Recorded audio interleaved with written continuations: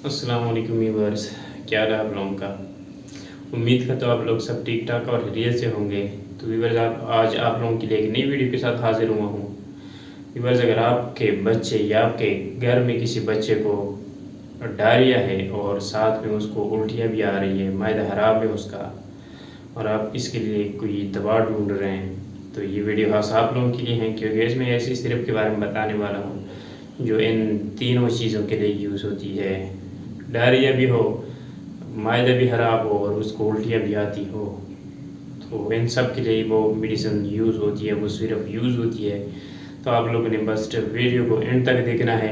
और आप लोगों से एक रिक्वेस्ट है, अगर आप लोगों ने अभी तक इस चैनल को सब्सक्राइब नहीं किया है तो प्लीज़ सब्सक्राइब करें और साथ ही बेल के आइकन पे भी क्लिक करें ताकि आपको आने वाली नई वीडियो की नोटिफिकेशन मिलती रहे। तो व्यूअर्स, चलिए शुरू करते हैं।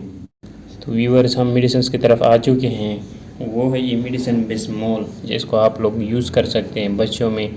सिरप जितनी भी है, सिरप सस्पेंशन जितनी भी है, डॉक्टर ज़्यादा बच्चों के लिए रिकमेंड करते हैं, क्योंकि जो बच्चे होते हैं वो टेबलेट वगैरह नहीं खा सकते, तो उसके लिए सिरप रिकमेंड करते हैं।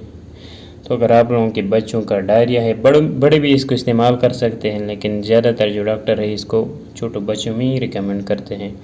डायरिया है, उसका स्टमक ख़राब रहता है, उसको उल्टियाँ आती है, तो उसके लिए आप यूज़ कर सकते हैं। आप लोगों ने इसका इस्तेमाल किस तरह करना है इस पे लिखा भी है। एज एडल्ट में आप लोग 2 टेबल स्पून आप लोगों ने इस्तेमाल करना है, और जो जिसकी उम्र 9 से 12 साल की हो उसमें 1 टेबल स्पून आप लोगों ने इस्तेमाल करना है, और जिसकी 6 से 9 साल की हो उसमें 2 टीस्पून इस्तेमाल करना है, और जिसकी 3 से 6 साल की उम्र हो उसमें 1 टीस्पून इस्तेमाल करना है। टीस्पून और टेबल स्पून में फ़र्क क्या है? टेबल स्पून जो है वो 15 ml की होती है, और जो टीस्पून है वो 5 ml की होती है। तो दोस्तों, ये थी आज की वीडियो। तो मिलते हैं नेक्स्ट वीडियो में, तब तक के लिए मुझे इजाज़त दीजिए। अल्लाह हाफ़िज़।